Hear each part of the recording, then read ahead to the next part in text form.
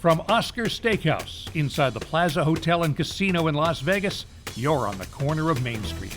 Welcome to the only podcast produced by and recorded in the Las Vegas Hotel Casino. From gaming to dining to entertainment to sports to Vegas history, this is the place to be for the inside scoop, because this is the place to be downtown. Now, here's Plaza CEO Jonathan Jossel.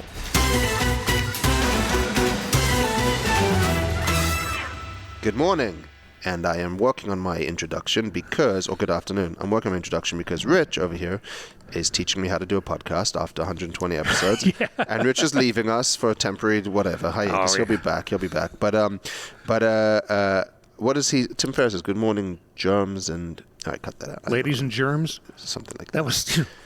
Anyway, so Gary, good to see you. It's good to be here. It's good to have you back. And we had great feedback on our best of episode. We've given away a briefcase of poker chips. We've done a staycation.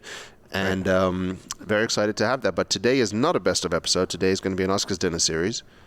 Yeah, right? This is going to be our 12th. This is our 12th that we've recorded and published and released. And I have to give the mayor credit because it was her idea when she was listening to his stories a couple of years back. She's like, please tell me you're recording this, and we were not.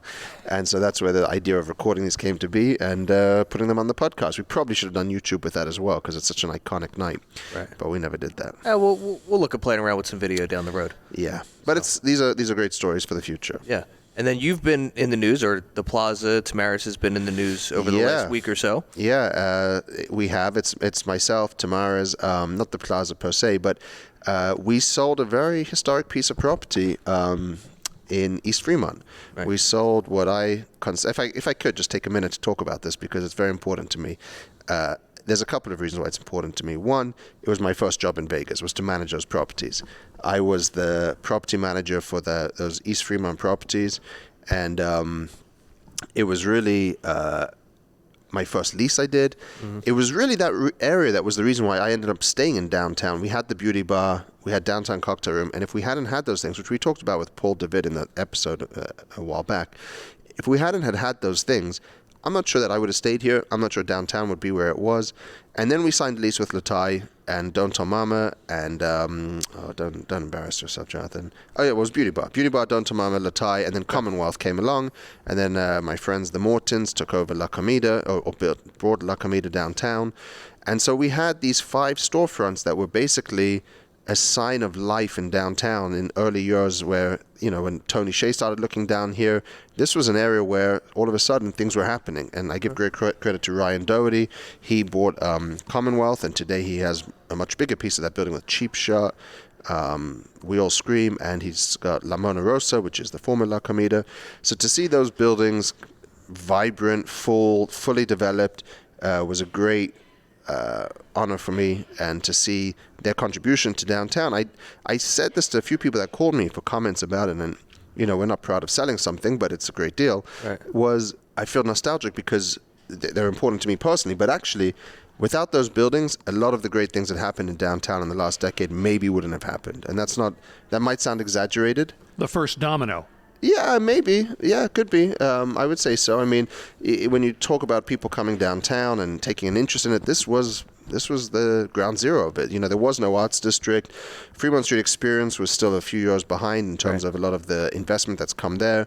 And even for ourselves here at the Plaza, really that area, the entertainment district as we knew it, was like the first area that got legs under it in downtown, and maybe Tony Hsieh wouldn't have invested in downtown had he not discovered an entertainment district. So, what year did Tamaris actually acquire that land? 2005. 2005. Yeah. Okay. Part of the whole portfolio they bought from Jackie Gorn.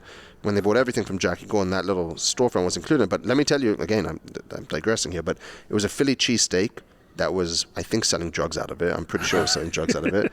There was Rides me back home. There was I'm sure, there was 3 vacant buildings, and then a store called Hollywood Fashion that was a porn, P-O-R-N, shop for retail, and a vacant laundry building, and behind it, there was nothing there. There was no life there, and I took great pride in clearing it up, developing it and leasing it out, which is what it became today. So I think they're integral to downtown. We've now sold them. Funnily enough, the buyer is Steve Siegel, the owner of Pink Box. Him and his wife are lovely people, and it does tie into the Oscars dinner series because they were my guests. As we were finalizing this deal, they were a pleasure to work with, did everything they said they were going to do, and they had joined us at the dinner series that you're about to hear about. So enjoy the next dinner series, and onwards and upwards for Tamara's in downtown Las Vegas. All right, everyone. So I'm Jonathan Jossel. I'm the CEO here at the Plaza. Thank you all for being here tonight. Thank you. It's been a couple of months since we did one of these, so it's nice to see everyone's faces. Thank you to all of our regular supporters. Mr. Asher, nice to see you. Mr. Cherry, nice to see you. Welcome back. Love Oscar forever, exactly. So by show of hands, is this anyone's first time at one of these dinner series? Wow, okay. Well, you guys are in for a treat. Oscar does an amazing job. He's well prepared tonight. If you want to hear any of the other stories that he's done, which we've done about 40 or 50 of these, maybe more at this point, maybe a lot more actually, it's on a podcast called On the Corner of Main Street. You can see them there. But you're in for a treat. Thank you, Scott. You're in for a treat. This is history. This is stories and insight you will never get again, so enjoy it. And I do ask, and I've never done this before, but I do ask if you can, Big John's in the house. Bosh. I do ask if you can not talk during Oscar's speech, because it ruins it for some of the other people around. So try not to talk during Oscar's speech. We will do a Q&A afterwards. So if you have anything you want to ask Oscar after the fact, please feel free to think about your question, and we'll do a Q&A after. I want to thank tonight's sponsors, which is Harriet and Harvey Winery, High West Bourbon, and Mi Campo Tequila. Thank you, guys. And, of course, welcome to the greatest mayor in the history of Las Vegas, Mayor Carolyn Goodman.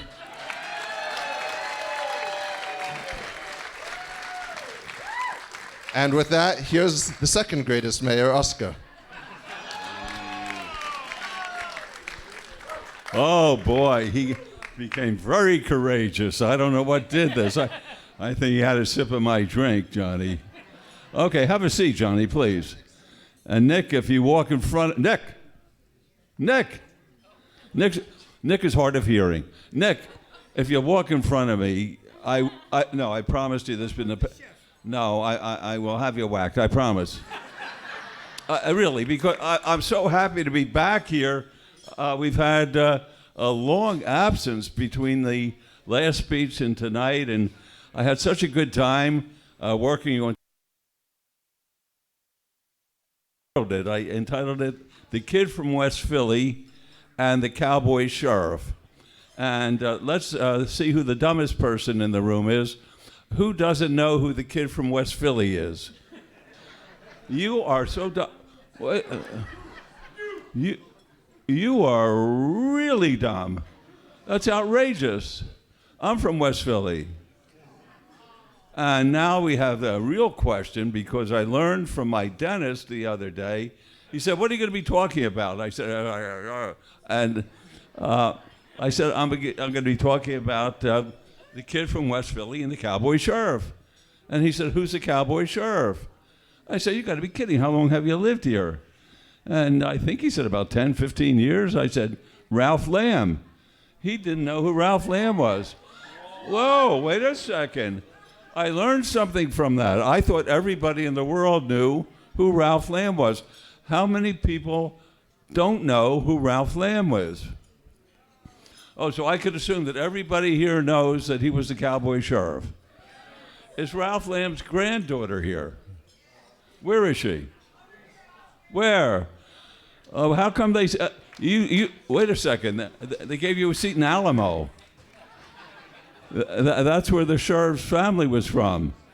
And the sheriff and myself came from completely opposite backgrounds. He was a cowboy.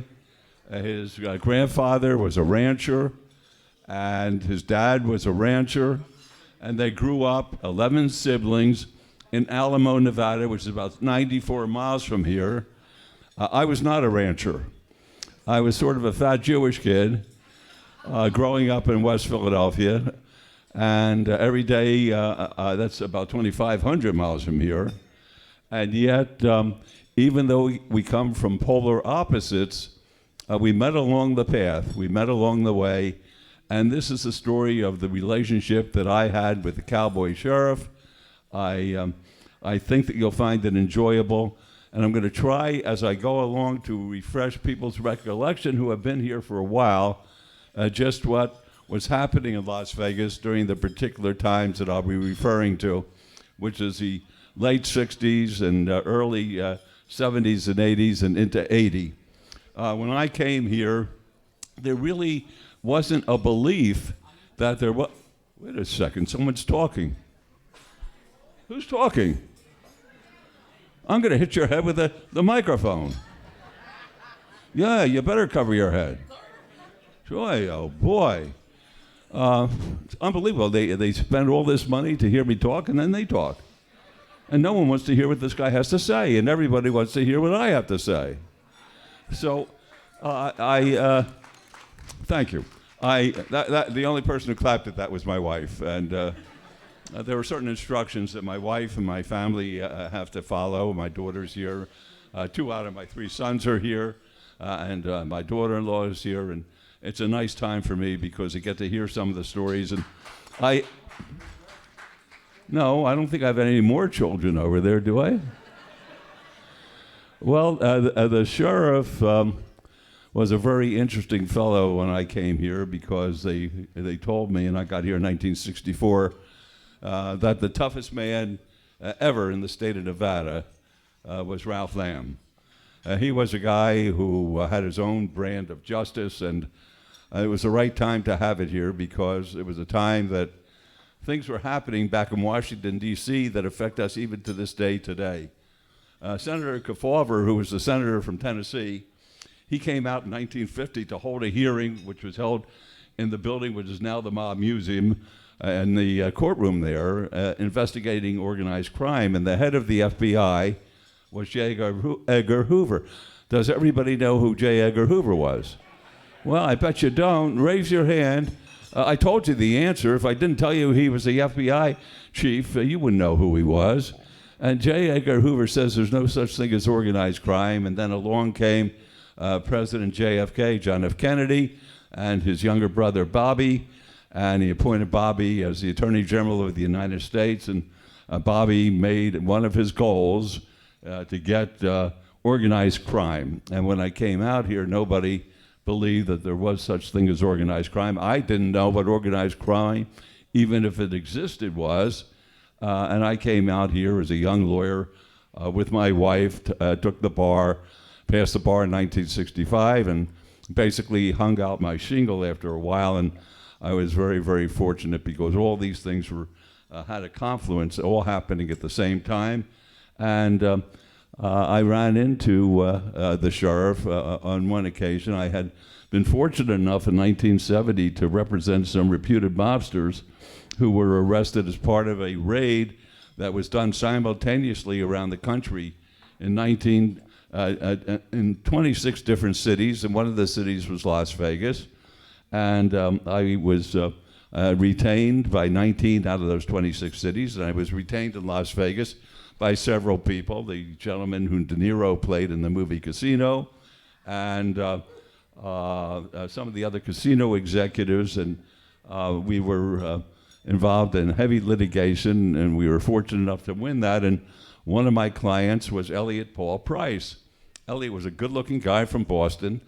They always say that he had mob contacts back there and was part of the patriarchal crime family. Whenever anybody was involved with any of my cases, they always said they were a member of some crime family. And at the time that the raid took place, and in those days, the race and sports books weren't the glamorous race and sports books that they have today, Joe. I know you think that they just, they were always the same as Circa across the street and Westgate and those kind of things, but they were really storefronts down Las Vegas Boulevard, places like the Churchill, the Rose Bowl. And Elliot had a work card not only for the Rose Bowl, where he was a runner basically over there, but also he had worked at the Riviera. My wife knew him there when she was working at the Riviera. And also working at that time was Ross Miller, who became the father of Bob Miller, one of our governors in the state of Nevada, and his son, is now Ross Miller, who's a county commissioner. So these things have a way of coming around, but I thought that I'd like to give a little bit of a background when I'm talking about that, because people leave here and I assume that they know everything I'm talking about, and since most of you are ignorant, I want you to leave here a little smarter than when you came. You are not ignorant, young lady. You're very pretty, okay? And I've only had one sip of my wonderful, my wonderful Bombay Sapphire with my jalapeno in it. I'm feeling no pain. You're one of the prettier girls in the room. Not the prettiest. Mayor's the prettiest. Mayor's the prettiest. And Cara is the second prettiest. And the rest of you could pull your hair out and decide who the prettiest was. But it's all right, don't worry. And in those days, the town was very sensitive. Law enforcement was very sensitive to how Washington felt against us. Mr. Masto is here, who is the husband of our United States Senator. And you weren't with the Secret Service at that time, were you? No, that's a good thing, because you weren't a good Secret Service agent when you were with them, so it doesn't make much difference. But I love this. I love tonight because I can tell the truth about everybody. And when they arrested Elliot, they took his wallet from him, and they went in his wallet. And in those days, I still think they may have it. I may have to ask Ross, my son who practices criminal law here, whether or not they still insist that ex-felons or people who come here are supposed to register with the sheriff's office, and they took his sheriff's card.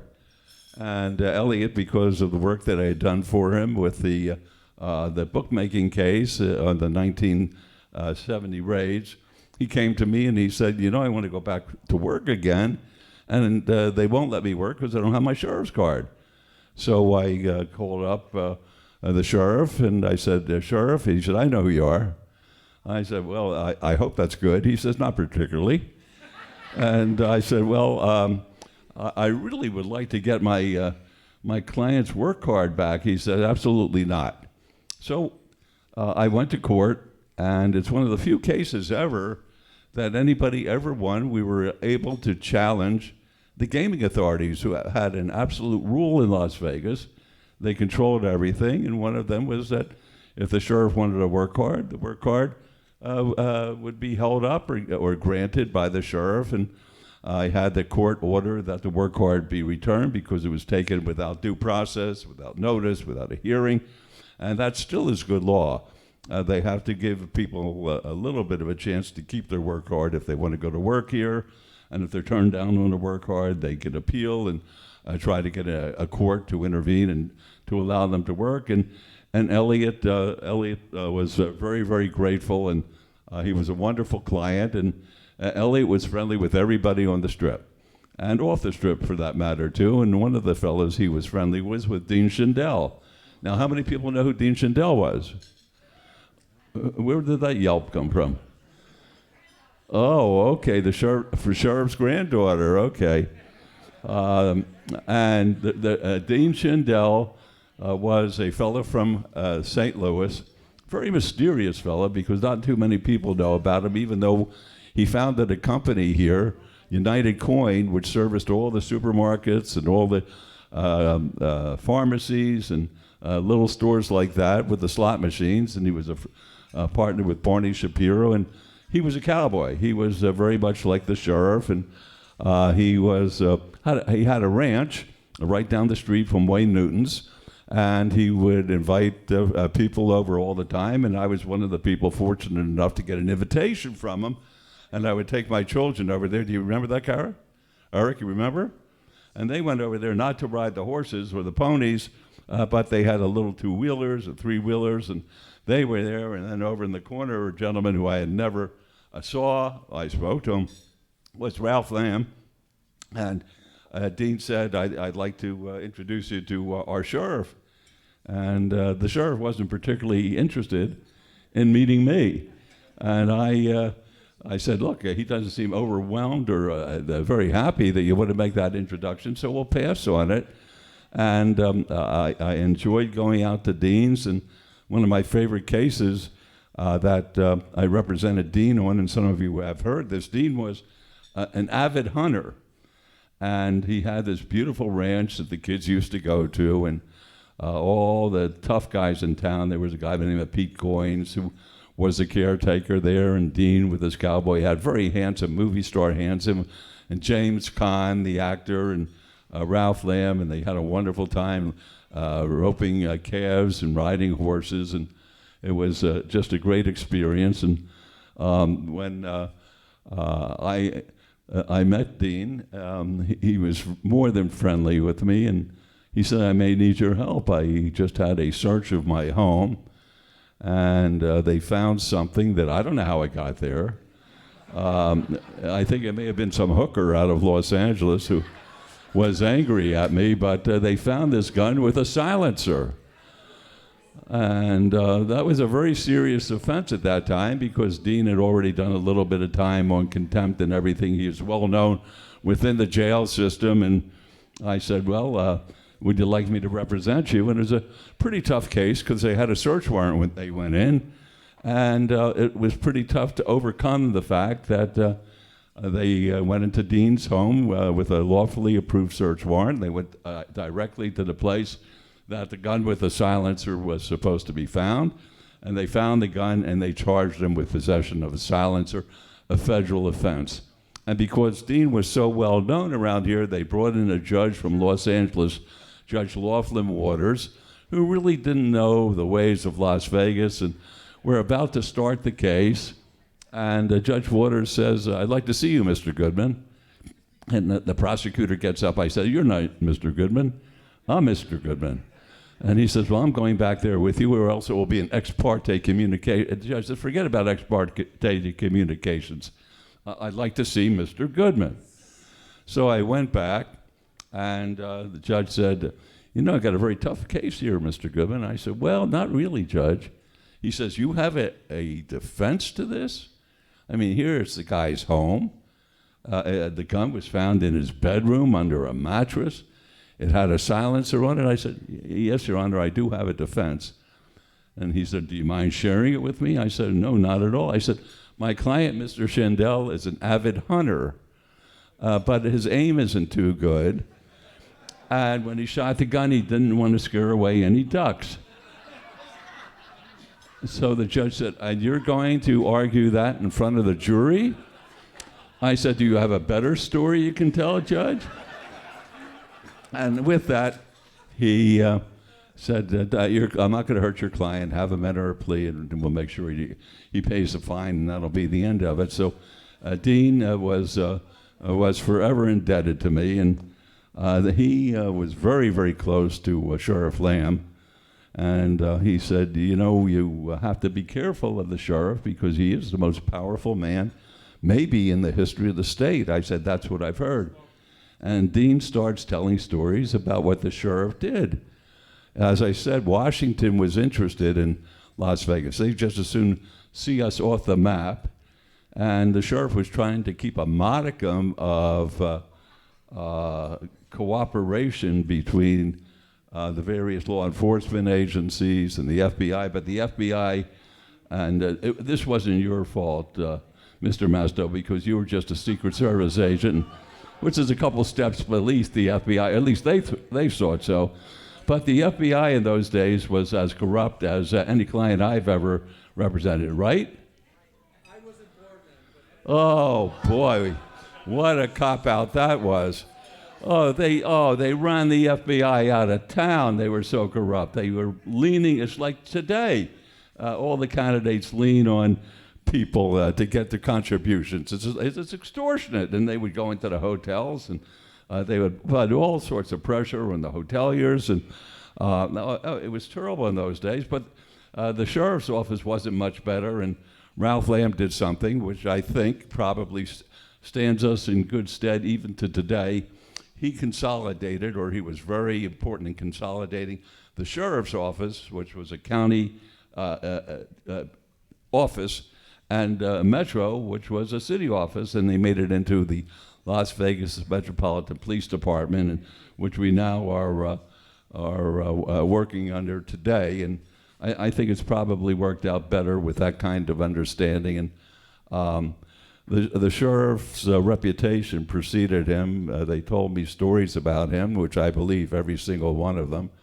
One was when the town was an open city, when the mob supposedly got together and they decided that Las Vegas would be open to any family around the country if they wanted to come in and engage in activities involving the various hotels, that they could make a claim and then split up the coffers that they were able to take from the hotels, like the skim, which were being taken from various hotels. And the sheriff was trying to set an example, and one of the fellas that the mob sent out, this was a Chicago mob, was Johnny Roselli. Pardon me? You're still talking. This guy doesn't learn. Is Gil around here? Gil? 86 this guy, will you? Oh boy. No, now he's going to behave because Gil is big. Gil is almost as big as the sheriff. He's going to behave. He's going to be a good fellow. He's just a little inebriated at this time, that's all. Just a little, but that's good. If you're paying for it, you can drink as much as you want. So they were interested in the Roselli coming out as the mob's representative from Chicago. And Roselli came from a very interesting background. He was supposed to be an enforcer for them, but he was a dapper guy. And he was like a fop. He dressed like a very dapper guy, and he had contacts in Beverly Hills and with the movie industry. And as a matter of fact, the CIA brought him in on the invasion of the Bay of Pigs to work on behalf of the United States and to participate in the assassination of Fidel Castro. Now, don't tell me everybody here knows who Fidel Castro is. Is there anybody who doesn't know who Fidel Castro is? Oh, what a learned crowd we have tonight. This is really interesting because, if I had asked these questions last week before I made my introduction, not one person in the room would not. Does everybody know where the Bay of Pigs was? Is there anybody who doesn't know where the Bay of Pigs is? Well, the Bay of Pigs was in Cuba, and Roselli was being solicited by the CIA to participate in the killing of Castro, but that fell right on its face. And it was a very dangerous time in the United States because Russia and Cuba had formed a coalition, and they had their bombs and their Nikes and all that kind of stuff pointed right to the United States. And Roselli came back, and he was greeted and then actually treated like a legitimate guy, even though he was the mob's representative. And after that took place, Ralph Lamb wanted to teach him a lesson, and Ralph Lamb saw Roselli sitting at the Desert Inn, and the sheriff went in and wanted to tell him who the boss was here. And Roselli said, "Get out of here, and you could take your deputy sheriffs with you." And Ralph instead took Roselli's necktie and dragged him across the desk. Roselli was sitting there with Mo Dalitz and with Peanuts D'Onofrio, who was a friend of Carolyn and myself, and pulled him across the desk. And Roselli looked forward to getting out of town after that. And then the Chicago group sent another guy out, Marshall Calfano, who was known as Johnny Marshall. And he's the one who basically they used to talk about Marshall like they talked about a later client of mine, Tony Spilotro. They said he killed 27 people, and he used all sorts of means to kill them. He used strangling, he used ice picks, he used guns, he used knives, and one of the people that supposedly he killed was allegedly very good. Somebody has a legal background here. Allegedly, Gus Greenbaum, who was one of the owners, I believe, of the Riviera, went he wanted to get out of here real fast because he saw what was coming towards him. And the rule was that the mob didn't want anybody, if there is a mob or was a mob, they didn't want anybody killed in Las Vegas because it would bring heat on Las Vegas. If you're going to kill somebody, don't kill them here. kill them wherever they live. They kill them in Arizona, kill them in California, kill them someplace else, but don't kill them here because it will bring the attention of the feds here. So Greenbaum and his wife Bess moved down to Arizona after Bugsy Siegel had been murdered in Beverly Hills by a shotgun, I believe, and down there in Arizona, and they said that Johnny Marshall probably had something to do with this. Gus Greenbaum was found in his bed with his head cut off, and but no, it was a nice clean cut. They didn't do as good a job on the poor wife. They left her head dangling on her spine as she died. What's wrong, Johnny? You don't like this story? Oh, it's an important story. And then, of course, one of my favorite fellas, my client Tony Spilotro, came here, and allegedly, according to the brilliant FBI, he killed 27 different people, and he was the mob's representative here, and that's a remarkable thing because if he killed 27 people, he'd never spend a day in jail other than to wait for me to get back from a case. And the FBI agent used to call me a Prince of Darkness or 666 or some nonsense like that. And I said, yeah, you guys are real good at what you're doing. If he killed 27 people, he hasn't spent a day in jail. What are you guys doing? You're all a bunch of monkeys. You're all a bunch of clowns. And but they tried to make my life miserable. But the sheriff was always lurking in the background, which was a good thing. And then an interesting thing took place. I represented a gentleman by the Nick Sevilla. The name of Nick Sevilla. Nick was supposedly the head of the outfit. Each one of these little groups had different names. One they called him the Cosa Nostra, the one they called him the Outfit, the other Mickey Mouse Mafia, whatever. Well, Nick purportedly was the head of Kansas City. And I always liked Nick because Nick was a what's that? Is it the same guy? Oh, okay. Please stop sneezing. And Nick was the head of the Kansas City outfit, and Nick, he was a good client of mine, very bright guy, not educated as far as school learning is concerned, but just well-read, and I enjoyed being with him. And Nick was in the Black Book. He went into the Black Book, which is a list of excluded persons where they're not allowed in the casino. And if they're found in the casino loses its license or could lose its license, and the person could get a gross misdemeanor or a misdemeanor as a result of being there. And Nick could have cared less because Nick didn't have to come and gamble here. He could have gambled any place illegally in the United States. He could have snuck in here and done whatever he wanted to do. And one day, Nick came in on a junket. Now, does everybody know what a junket was? I don't even know whether they have them anymore. Mr. Howard, do they have a junket still? Not so much anymore. Okay. Don't be so mild, please. Well, junkets were flights that they had from Las Vegas to another city and fly the person into Las Vegas and comp their rooms and get them young ladies, and unless it was a lady, and then they got them young ladies. And, oh, no, that was out of line. I'm not allowed to say things like that anymore. Jonathan, please.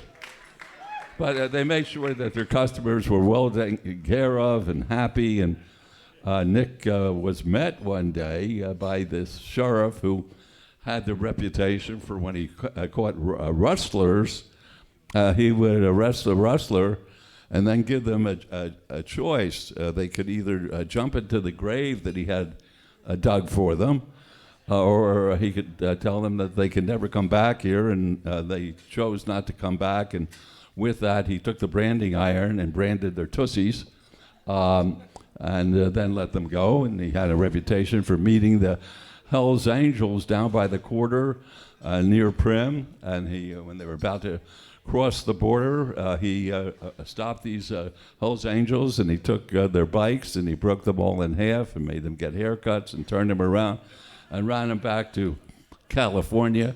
And he was a tough dude, and everybody says, don't get the sheriff angry at you. And I said, look, I don't even know the guy. I'm going to do what I have to do. And he's at the airport to meet Nick. Nick's coming in on a junket. He's got his little disguise on. He always used to have a disguise. Everybody knew what his disguise was, so it really wasn't a disguise. But he had this little hat that he wore, and it said, sort of like a Mario Puzo character. And the sheriff is there, and he says, go back to Kansas City. Well, Nick wasn't about to play with this guy, and gets on the plane and goes back there, and Nick is hot. Nick calls me up, and he says, I want to file a civil rights suit against this sheriff. And I said, you know, Nick, I don't do that kind of work. I don't even know how to do a civil rights case. He says, I want you to do it, and I want you to beat him to a pulp. So I learned how to do a civil rights case because I never would call somebody and make a threat unless I was able to follow through on the threat. And I called the sheriff. I said, he says, I know who you are. And I said, well, I want you to know that my client, Nick Sevilla, is very unhappy with you. What's bothering Nick, he wants to know. I said, well, I'd rather see you in person. And he said, okay, let's meet at 5 o'clock. I said, when? 5 o'clock. Tomorrow? Yes. I said, okay, I'll see you after work at 5 o'clock tomorrow. He said, no, I'll see you at 5 o'clock in the morning. And I had a little office above Dot's Flower Store, which was at the corner of Las Vegas Boulevard and Bridger, and the sheriff is waiting for me. And I go up, and this is one of the great moves. If I ever make a movie about the sheriff, this is one of the greatest things I've ever seen. We go up the stairs, we go into my office, he goes behind my desk, and he starts feeling around here for equipment that I'm going to be recording him on. I said, Sheriff, I don't do business that way. And he says, I don't either. He says, what do you want from me? I said, I just want you to allow my client to come into town because there's one thing he loves here that he can't get anyplace else. And I said, what's that? He says, what's that? I said, Angie Ruvo, who had the Venetian Italian restaurant, which was now at which was then at the place that Herbs and Rye is presently located on Sahara, and her husband Lou had a great Italian food, and their pizza was the best. But Nick loved their neck bones. And one of the best dinners we ever had here, Johnny, was we replicated Angie Ruvo's neck bones for the crowd. And I as I said, I was a fat little Jewish guy who grew into yeah, she cooked them here, but I won't eat pork because I'm Jewish. And but everybody said it was a great dinner. And are we doing okay, Johnny? Time-wise and everything?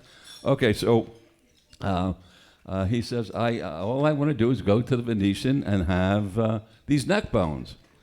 And it was, the sheriff pondered it a moment. He said, look, I won't bother your client. If you will call me up, he doesn't even have to talk to me, and tell me that Mr. Sevilla is in town, and he's here for his neck bones.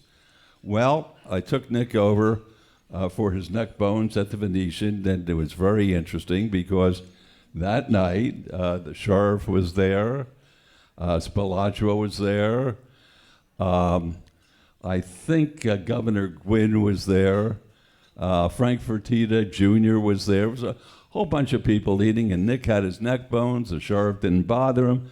Nick went home, and Nick was the happiest guy in the world, and I was happy that I made Nick happy because when I made Nick happy, Nick made me happy. And it just worked out perfectly. And Nick thanked me very, very much and taught me one thing about the sheriff, and that was his word was his bond, and that's the way old Las Vegas was. And that's the way that we did business there. And that was it's a shame we don't have that anymore. That you didn't even need a handshake. It was a great, great town at that time, and over the years I would see the sheriff, and for some reason, even though we were polar opposites, we liked each other.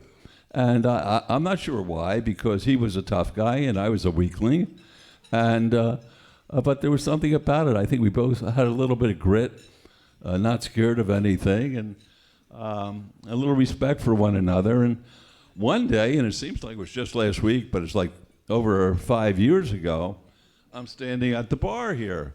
And who's behind me? Sheriff Lamb. And he said, "Hi, Oscar." I said, "Hey, Sheriff, great seeing you.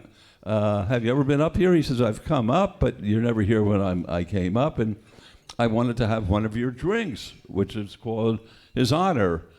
And I said, "Geez, Sheriff, I'd do anything in the world for you."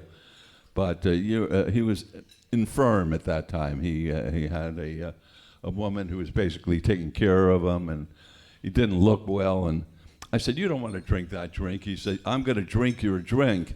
I said, "You're not going to drink my drink, but you could drink anything else, but you can't drink His Honor, which is Bombay Sapphire Gin and a jalapeno." He says, "I am going to drink that drink." Well, there was something about Ralph Lamb, other than just being about 6'5" and solid muscle and hands like Sonny Liston's. And I'm not going to ask how many people know Sonny Liston, but Sonny had very big hands. And I said, "You know what happened, Sheriff?" And I take out my Bombay Sapphire with my jalapeno, and I said, "Sheriff, you see this? From here to here," I don't know whether you could see it or not, from the top, because I always have it filled to the top, to the middle, it makes it feel so mellow. It's just wonderful. And then from the halfway mark to the bottom, you lose all sense of feel and sense of touch and sense of smell. And I'm not going to let that happen to you. Well, he said, "I don't care what you say." And I turned around, and 5 minutes later, the sheriff is lying prostrate on the floor. They're carrying him out of here. And a lot of people think that I murdered the sheriff. But did the sheriff ever, young lady, did the sheriff ever tell you that he collapsed here? No, he wouldn't, because he was a tough guy and he didn't want anybody to know that he can't drink my drink.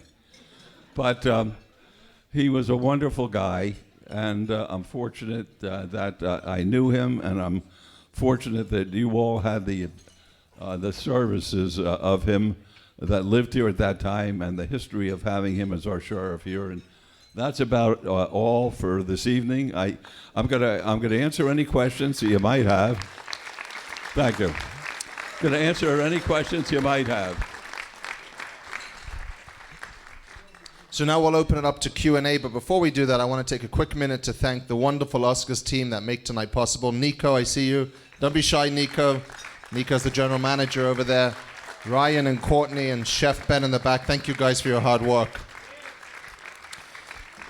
And in front of you, you have a menu which is customized for tonight. If you want Oscar to sign it for you at the end of dinner, feel free to bring it by him and he'll do that.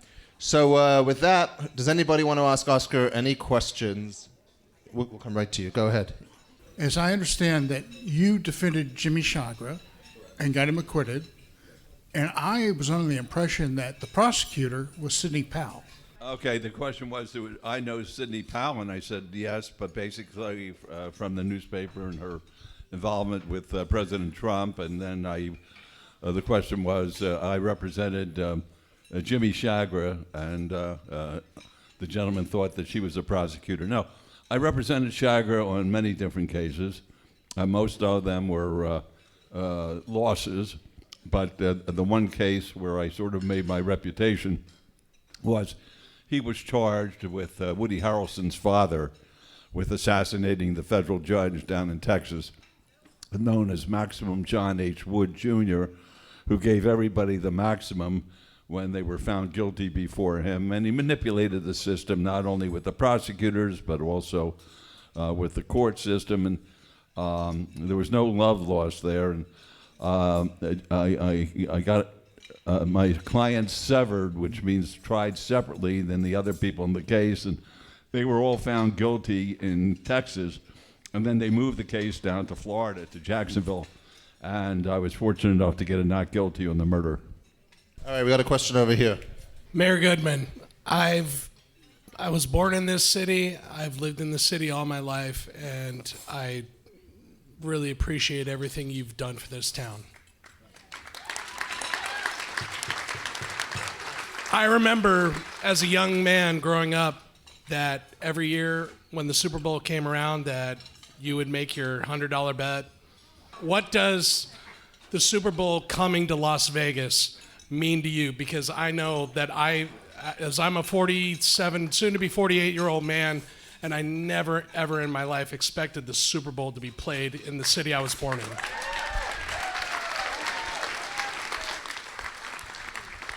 Well, I could let my wife answer the question because she's right in the thick of things as far as the Super Bowl. The first thing is, I'm glad you called it the Super Bowl instead of these wimps who own these casinos in town who call it the big game. Who are they kidding?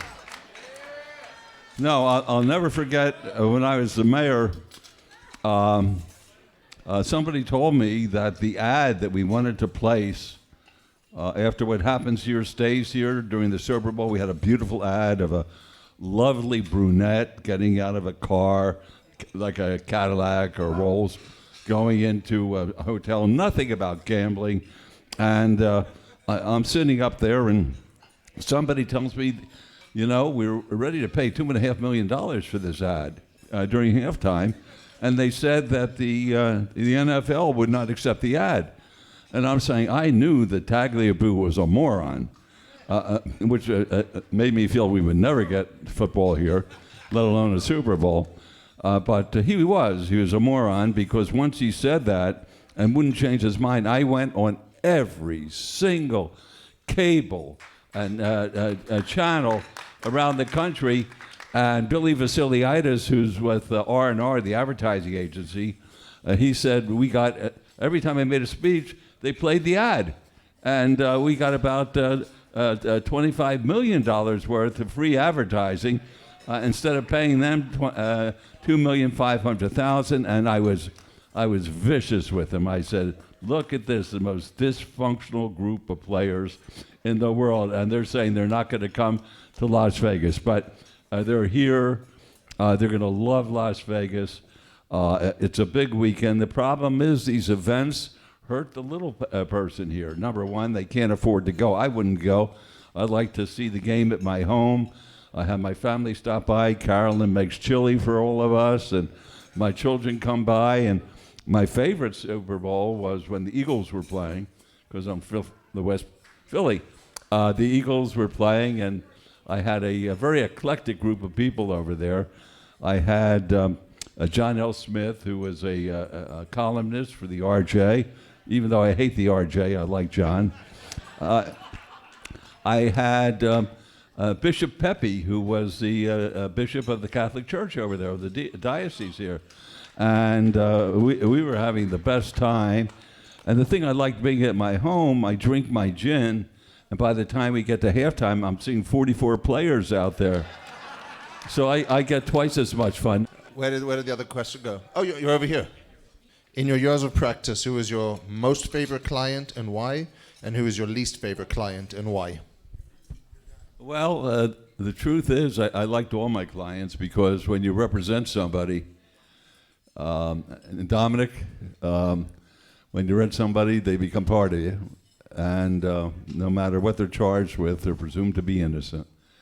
And you learn a different side of them than what the newspapers talk about and what the stupid FBI talks about and that kind of thing. So I liked all my clients. I probably spent more time with Tony Spilatro, but when you represent a fellow like Harry Claiborne, who was the best criminal lawyer that this town ever saw, I love being with him, because he had a work ethic second to none, and was a genius in the courtroom. So I got to tell you, I can't pick and choose, because they're all very nice to me. They treated my wife and family beautifully. I would leave town for a case, and they would actually call Carolyn up and say, "Can we do anything for you, Mrs. Goodman?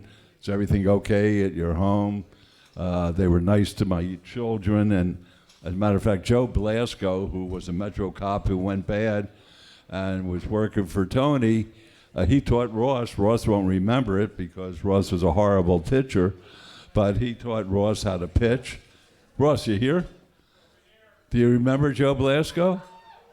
Of course, he's a liar. My own son would lie on a night like tonight. Horrible. But Ross was a better tennis player than Ross played with Agassi and with Michael Chang. Yeah, he was a very, very good tennis player. Not half as good as he is a lawyer, but if anybody wants to kill somebody after they leave here tonight, please consider Ross as somebody they can retain, please. Which client did you think was guilty but you proved innocent? This is important. It's not up to me to think anything. I wasn't a moralist. I was a defense lawyer, and my job was to make sure that the government did its job right. And if they didn't, to bring it to the jury's attention, and the jury would rarely reward them with a conviction if they were egregious in their conduct, and to make sure that they did their job according to the Constitution. So I never got to the question of guilt or innocence, but I'm going to have a little quiz now, which is going to show you that even though you're all brilliant people and answer every question yes tonight, I'm going to call upon somebody. It's too many people here to call upon everybody at one time. Who would like to answer my question? Please raise your hand without even knowing what it is. Oh, okay. You're the one who asked the question? Okay. God forbid you go home tonight and you see your front door is busted open. And Mayor, quiet. Yeah, dropped it. No, it's great. She dropped it. It's my dish she dropped. That's great. You go home tonight and you see your front door is broken open, and you walk into your home, you see your TV's gone, the drawers in your home are all pulled out, and the stuff in them is strewn all over the place, and you go to the phone, and you dial 911, and you say, I was what? You know, got all sorts of smart asses here tonight. I asked the lady a question. You don't know the answer, you people. I'm not asking you a question. If I thought you were smart, I would have asked you the question. I'm asking this very smart lady a question. What would you say? You cheated. No, I'm not talking to you. Oh, What? You wimp. You rat. You are an informant. You are no good. 99. What? No, I'm not through. Oh, I'm through. We got the food coming, so I want to get two more that have been waiting patiently over there. Nikki wants to know, why did we get rid of beef brews and broads on the menu? Okay, well, I'm so happy that you answered that question, because this place, this wonderful hotel, is run by a bunch of jerks, okay? Not only did I want it to be Oscar's beef, booze, and broads, I wanted to have telephones at each table where if a guy saw a broad, that he could call up another table and ask the broad whether he could buy her a drink. No. I told you, Johnny. But because the people who run this place are politically correct. Oh, yeah, forget about it. They have to do everything according to the book, and it's such a shame, because it would be a great place instead of a good place if we were able to have assignations take place here. Thank you. We'll do one over there. The question for everyone is, very good question. What are your... You want to take it, Mrs. Mayor? What are your hopes, dreams, and desires for Las Vegas of the future? Vegas is the most interesting place that I can imagine a city could be. Over the years, I can never figure out whether it's the most unreal place or the most real place in the world, but the thing that distinguishes us is that there's a certain mentality here that is fearless. The smart people. Well, we have a couple smart people sitting with my wife at the table here. The Seagulls, the smart people have vision that the rest of us don't have, and that is they think of an idea and they put their money where their mouth is, and not only do they have the Begomania, which is great, but they also have the Pink Box, which is phenomenal. You could go downstairs anytime, day or night, and pay an exorbitant price for a donut, and you're contributing to the dress that Judy Perez has on. I call her Judy Perez. That's what she used to be called before she met this reprobate. But it's all right. There's no problem. It's our mentality that we can accomplish anything we want to accomplish. If you have half a brain, you're going to make a living here. And if you have an idea, you have to have a certain amount of guts if you're going to improve the community. And I always marvel, not that I like any of the casino owners, particularly on the Strip, but can you imagine putting millions of dollars into a project and looking down the street and then seeing that when your project is halfway finished, another project is springing out of the grounds, what kind of courage that takes. And I think as long as we have that mentality, I think we're great. And I've never been a great believer in diversification of the economy because we have a golden cow here, or what do they call golden duck? What is it? What lays the eggs? Golden goose. The golden goose has provided a great life for all of us here, and I don't think we have to approve that way, but to think of all the things that have happened recently during my tenure and my wife's great tenure is really phenomenal. And I just don't want us to see us become like other places just with gambling, and I think we're accomplishing that goal. We have great culture now with the Smith Center. We have great medicine now with the Ruvo Brain Institute. And now that Carolyn has been able to wrap up the sports, we have a great center with sports, and it's just a great spot. So I have to think we have to remember where we came from and build upon it and keep on going. Are you a fan of On the Corner of Main Street? You're listening, so we'll assume that's a yes. So share the love, rate, review, and tell a friend to subscribe. Also, follow us on Twitter and Instagram @PlazaPod, on Facebook, Plaza Podcast, and feel free to write to the man himself @Jonathan Jossel. We'll see you next time, right here on the corner of Main Street.